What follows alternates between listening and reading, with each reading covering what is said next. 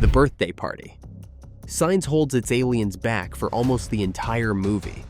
A shape on a roof, a leg disappearing into corn stalks, claws under a pantry door, and then delivers the reveal through the least cinematic device imaginable, local news. Meryl sits in a closet watching TV coverage of a children's birthday party in Brazil. Home video footage, kids screaming and crowding at the window, the camera shaking, everyone shouting, "Vamos, vamos!" And then the alien just walks past the alleyway.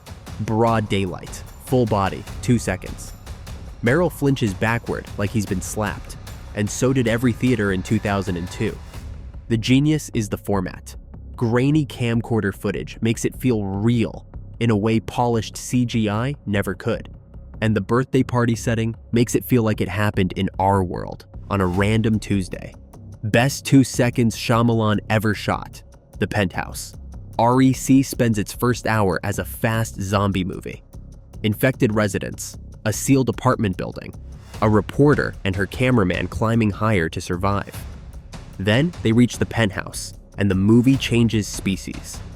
The apartment is covered in newspaper clippings, religious articles, a tape recorder describing an investigation. The lights are dead, so the camera switches to night vision, and something moves at the end of the hallway. What comes out of that darkness, gaunt and wrong proportioned, swinging a hammer, dragging itself through a room it clearly hasn't left in years, is the reveal that reframes the entire film. This was never an outbreak movie. It started in this room, and the infection is something much older wearing a medical explanation. The night vision Medeiros girl is still one of the scariest single frames in found footage history. Behind you, Insidious pulls off the greatest jump scare reveal of its decade in a brightly lit dining room in the middle of the afternoon. Lorraine is telling Josh about a dream, a figure she keeps seeing, something that wants their comatose son, and the camera does slow, casual pans around the conversation as she describes it standing in the corner. The tension builds so gently you don't clock it, and then, mid-sentence, one cut. The fire-faced demon is simply there, directly behind Josh's head, filling the frame, and gone again before your scream finishes. No darkness, no basement, no warning. The scare happens in daylight while people are drinking tea. It taught a whole generation of horror directors that reveals aren't about where the monster is. They're about where you weren't looking.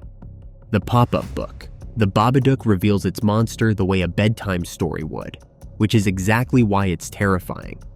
Amelia reads her son a mysterious pop-up book that appeared on the shelf. Mr. Babadook. The first pages are cute, a top hat, a friendly rhyme. Then the pop-ups get darker, page by page, and the rhymes turn into promises. You're going to see him. The reveal isn't a creature bursting through a wall. It's cardboard illustrations getting worse in your hands, in a children's book that knows things, that comes back after being destroyed, with new pages that show the family's own future. When the Babadook finally appears in the bedroom, hat, coat, fingers, it looks exactly like the drawings, which is somehow the scariest possible choice.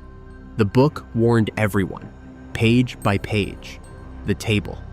Pan's Labyrinth reveals the Pale Man with the confidence of a film that knows it's created something immortal. Ophelia enters a hall with a feast table, and at the head of it sits a hairless, sagging figure, motionless, with no eyes in its face, just 2 puckered slots.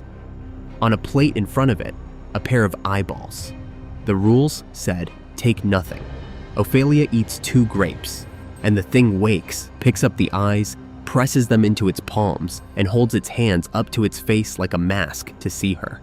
That image, the stigmata-eyed hands spread beside that grinning head, became instantly iconic, one of the most imitated monster designs of the century. The reveal works because the creature was visible the whole time. It was never hiding. It was waiting for the rules to be broken. The riverbank. The host breaks the most sacred rule of monster movies: hide the creature. In the first 15 minutes, in broad daylight, in front of a crowd. People at a Seoul riverside park notice something hanging under a bridge. It drops, swims closer, and everyone throws snacks at it like it's a friendly seal. And then it comes out of the water, full body, no shadows, no quick cuts, and starts running through the park, through picnics, through screaming crowds, in glorious daylight wide shots. Audiences in 2006 couldn't believe what they were seeing. Critics called it monster movie suicide, showing everything that early. Instead, it's the reveal that made the film legendary. The horror isn't the mystery of the creature, it's the chaos of ordinary people in flip-flops, running from something that shouldn't exist at 2 p.m. on a Saturday. The Clearing. The ritual keeps its monster as glimpses for most of the runtime. Antler shadows between Swedish pines, hikers plucked into the tree line, and builds it through the creepiest set dressing imaginable. Rune carvings, a headless elk offering, a cabin upstairs you should never sleep in. Then comes the clearing and the full reveal. Motor, a towering creature that looks like a nightmare, heard a description of an elk and a man and combined them wrong. With a torso of arms and, where the head should be, something that is somehow also praying hands with eyes. It's ancient Norse mythology by way of pure design brilliance. A Jotun, an old god's forgotten child that doesn't want to eat you. It wants you to kneel. Reveals usually shrink a monster. This one turned it into a religion. The Tunnel. Barbarian structures its entire first act as a different movie. An awkward, double-booked Airbnb thriller where the scariest thing is trusting a stranger named Keith. Then, Tess finds the hidden door in the basement, and the corridor, and the second staircase going down, carved into raw earth, and the movie holds your hand into the dark one step at a time.